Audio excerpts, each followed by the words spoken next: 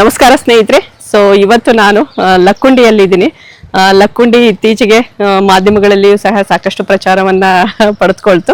ಚಿನ್ನ ಸಿಕ್ಕಿದೆ ಅಂದ್ಬಿಟ್ಟು ಚಿನ್ನವನ್ನ ಹುಡ್ಕೊಂಡು ಬಂದಿಲ್ಲ, ಚಿನ್ನದಂತಹ ದೇವಸ್ಥಾನಗಳಿದೆ ಲಕ್ಕುಂಡಿಯಲ್ಲಿ. ಇತಿಹಾಸವು ಸಾಕಷ್ಟು ಭವ್ಯವಾಗಿದೆ. ಸೊ ನಾನು ನೋಡೋಣ, ನಿಮ್ಗೂ ತೋರ್ಸೋಣ ಅಂದ್ಬಿಟ್ಟು ಬಂದಿದ್ದೀನಿ. ಈ ಒಂದು ಲಕ್ಕುಂಡಿ ಗದಗ ಜಿಲ್ಲೆಯಿಂದ ಸುಮಾರು 11 ಕಿಲೋಮೀಟರ್ ದೂರದಲ್ಲಿದೆ. ನಮ್ಮ ಹಾಸನದಿಂದ 397 ಕಿಲೋಮೀಟರ್ ಆಗುತ್ತೆ. ಇದೇ ಸ್ನೇಹಿತರೆ ಐತಿಹಾಸಿಕ ಲಕ್ಕುಂಡಿ ಮ್ಯೂಸಿಯಂ. ಸೊ ಇಲ್ಲಿ ಟಿಕೆಟ್ ತಗೊಂಡು ನೋಡ್ಬೇಕು. ಇಲ್ಲಿ ಪಕ್ಕದಲ್ಲಿ ಒಂದು ದೇವಸ್ಥಾನ ಇದೆ, ಇದನ್ನ ನೋಡ್ಕೊಂಡು ತದನಂತರ ಅದಕ್ಕೆ ಹೋಗೋಣ ಅಂತ. ಸ್ನೇಹಿತರೆ ಟೆಂಪಲ್ ನೋಡಕ್ ಹೋಗ್ತಾ ಇದ್ದೀವಿ. ಸ್ನೇಹಿತರೆ ಇದು ಜೈನ ಬಸದಿ. ಈ ಕಡೆ ಒಂದು ಮಂಟಪ ಕಾಣುತ್ತೆ, ಈ ಕಡೆ ಬಂದ್ರೆ ಇನ್ನು ಮುಂಭಾಗದಲ್ಲಿ ಕಾಣ್ತಿದೆ ನೋಡಿ, ಇದೇ ಜೈನ ಮಂಟಪ.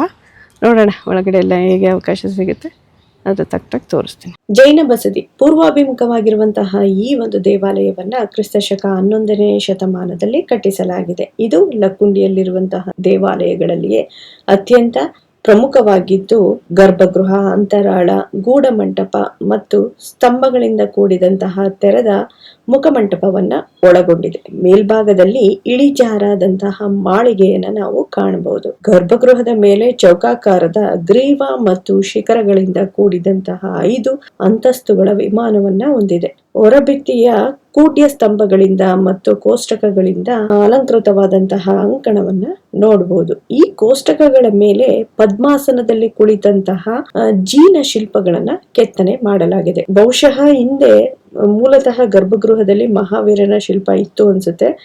ಸದ್ಯ ಇದು ಭಗ್ನ ಆಗಿರೋದ್ರಿಂದ ಅದನ್ನ ಹೊರಗೆ ಇರಿಸಲಾಗಿದೆ. ಈಗ ಇಲ್ಲಿ ಕಾಯೋತ್ಸರ್ಗ ಭಂಗಿಯಲ್ಲಿ ಇರ್ತಕ್ಕಂತಹ ನೇಮಿನಾಥನ ಶಿಲ್ಪವನ್ನ ಇಡಲಾಗಿದೆ. ಗರ್ಭಗೃಹದ ಲಲಾಟ ಬಿಂಬದಲ್ಲಿ ಜೀನ ಬಿಂಬವನ್ನ ಕೆತ್ತನೆ ಮಾಡಿರುವುದನ್ನ ನೋಡಬಹುದು.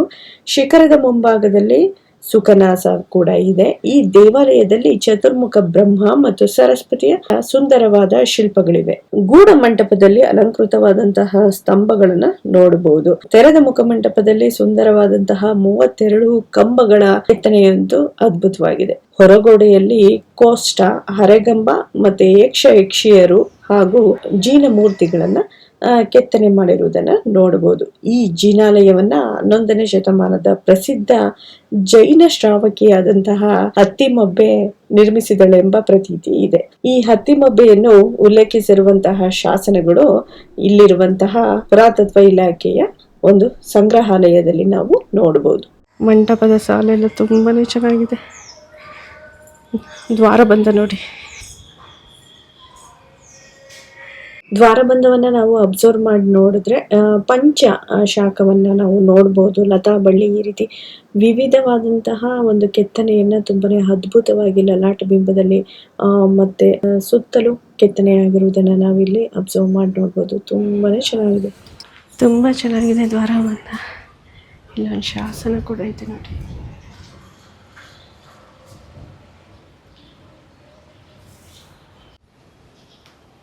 ಕಂಬಗಳು ಶೈನಿಂಗ್ ಇದೆ, ತುಂಬ ಚೆನ್ನಾಗಿದೆ. ನವರಂಗ ಭಾಗ, ಮೇಲ್ಗಡೆ ಒಂದು ತಾವರೆ ಹೂವು, ದ್ವಾರಬಂಧ ತುಂಬಾ ಚೆನ್ನಾಗಿದೆ.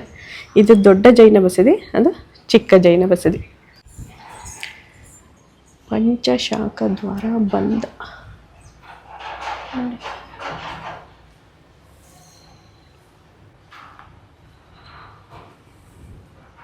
ತುಂಬ ಚೆನ್ನಾಗಿದೆ ಟೆಂಪಲ್ಸ್ ಎಲ್ಲ. ಇನ್ನೊಂದು ಪಕ್ಕದ ನೋಡಕ್ಕೆ ಹೋಗ್ತಾ ಉಂಟು ಈಗ ನೋಡಿ. ಇದು ಚಿಕ್ಕ ಜೈನ ಬಸದಿ.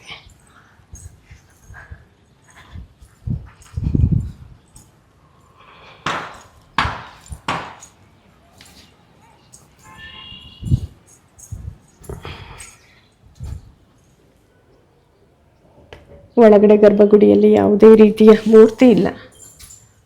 ಒಂದು ನವರಂಗ ಭಾಗ ಇದೆ, ಮೇಲ್ಗಡೆ ಒಂದು ತಾವರೆ ಹೂವಿನ ಆಕೃತಿ ಇದೆ. ಗರ್ಭಗುಡಿಯಲ್ಲಿ ದೇವರಿಲ್ಲ, ದೇವಸ್ಥಾನ ಇದೆ ನೋಡಿ. ಟೆಂಪಲ್ ಹೊರಮೈ ಮೇಲೆ ನೋಡಿದ್ರೆ ಸೀದಾ ಇದೆ. ಅಲ್ಲಿ ಒಂದು ಕೀರ್ತಿ ಮುಖಗಳಿದೆ ಮೇಲಿನ ಒಂದು ಎತ್ತರದ ಪ್ರದೇಶದಲ್ಲಿ. ಇದು ಜೈನ ಆಲಯ ಅನ್ನೋದಕ್ಕೆ ಹೊರಗೋಡೆಯಲ್ಲಿಯೂ ಸಹ ಸಾಕಷ್ಟು ಪುರಾವೆಗಳಿದೆ ನೋಡಿ. ಇನ್ಕಂಪ್ಲೀಟೆಡ್ ಅನಿಸುತ್ತೆ, ಯಾಕಂದರೆ ಅಲ್ಲೆಲ್ಲ ಕೆತ್ತನೆಗಳು ಹಂಗಂಗೆ ಸ್ಟಾಪ್ ಆಗಿದೆ. ಅಲ್ಲಿ ನೋಡಿ ಗುರು ಥರ ಓಲ್ ಹಾಕಿದ್ದಾರೆ, ಮೂರ್ತಿಗಳನ್ನು ಮಾಡಿಬಿಟ್ಟು ಅದಕ್ಕೆ ಲಾಕ್ ಮಾಡಿ ಕೂರಿಸೋವಂಥ ವ್ಯವಸ್ಥೆ ಅಲ್ಲಿ ಕಾಣುತ್ತೆ ನೋಡಿ.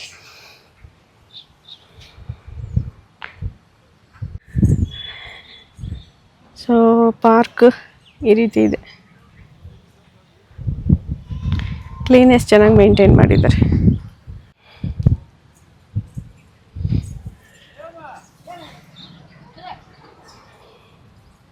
ನೋಡಿ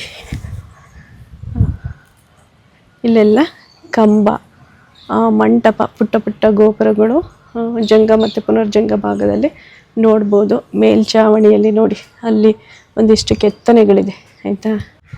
ಇದು ಯಾಳಿ ಮತ್ತು ಪ್ರಣಾಳ. ಸ್ನೇಹಿತರೆ, ಈ ಎರಡು ಜೈನ ದೇವಾಲಯಗಳ ಮೇಲ್ಭಾಗದ ಶಿಖರವನ್ನು ಗಮನಿಸಿ ನೋಡಿದ್ರೆ ಇದು ದ್ರಾವಿಡ ಶೈಲಿಯಲ್ಲಿ ನಿರ್ಮಾಣ ಆಗಿರೋದನ್ನ ಅಬ್ಸರ್ವ್ ಮಾಡಿ ನೋಡ್ಬೋದು. ನೋಡಿ ಅಲ್ಲಿಯೂ ಸಹ ಒಂದು ಪುಟ್ಟ ಗುಡಿ ಇದೆ, ಸಾಕಷ್ಟು ಇದೆ ಲಕ್ಕುಂಡಿಯಲ್ಲಿ ದೇವಸ್ಥಾನಗಳು.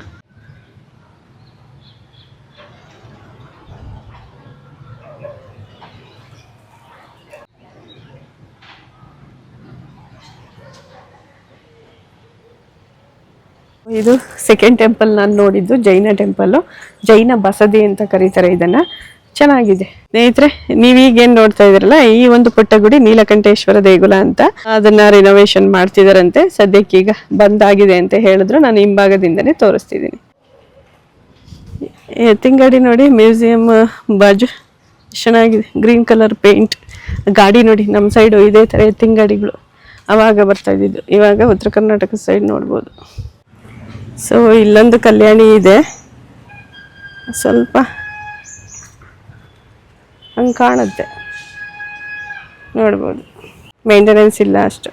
ಲಕ್ಕುಂಡಿ ಮ್ಯೂಸಿಯಂ ತುಂಬಾನೇ ಚೆನ್ನಾಗಿದೆ. ಲಕ್ಕುಂಡಿಯ ಪಾರಂಪರಿಕ ಇತಿಹಾಸದ ಬಗ್ಗೆ ಸಾಕಷ್ಟು ದಾಖಲೆಗಳನ್ನ, ಮಾಹಿತಿಗಳನ್ನ ಶಿಲ್ಪಗಳ ರೂಪದಲ್ಲಿ ಅಲ್ಲಿ ನಾವು ಕಾಣ್ಬೋದು. ಸಾಕಷ್ಟು ಇತಿಹಾಸದ ಬಗ್ಗೆ ಅರಿವನ್ನು ಮೂಡುತ್ತೆ ಅಂತಾನೆ ಹೇಳ್ಬೋದು. ಬಟ್ ವಿಡಿಯೋ ಚಿತ್ರೀಕರಣಕ್ಕೆ ಒಳಭಾಗದಲ್ಲಿ ಅವಕಾಶ ಇಲ್ಲ. ಫೈನಲ್ ಆಗಿ ಹೇಳೋದಾದ್ರೆ, ನಮ್ಮ ಕರ್ನಾಟಕದ ಇತಿಹಾಸ ಮತ್ತು ಸಾಹಿತ್ಯದಲ್ಲಿ ಲಕ್ಕುಂಡಿಯ ಶಾಸನಗಳು ಸಾಕಷ್ಟು ಪ್ರಮುಖವಾದಂತಹ ಸ್ಥಾನಮಾನವನ್ನ ಪಡೆದುಕೊಂಡಿದೆ. ಈ ಸ್ಥಳದ ಅತಿ ಪ್ರಾಚೀನ ಶಿಲಾಶಾಸನದ ಉಲ್ಲೇಖ ನಮಗೆ ದೊರೆಯುವುದು ಕ್ರಿಸ್ತಶಕ 1007ರಲ್ಲಿ.